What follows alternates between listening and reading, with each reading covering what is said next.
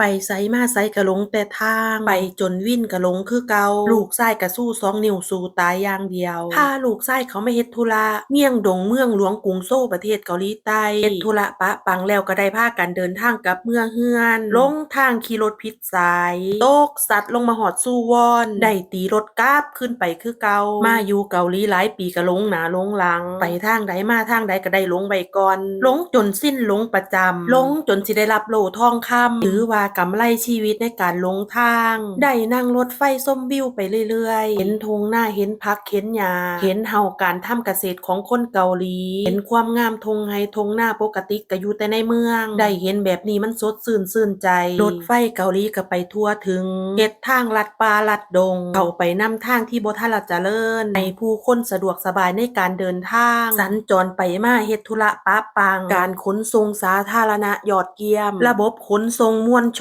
น พาหนะในการเดินทางสะดวกสบาย พาทุกคนมาชมวิวทิวทัศน์เกาหลี ตามข้างถนนหนทาง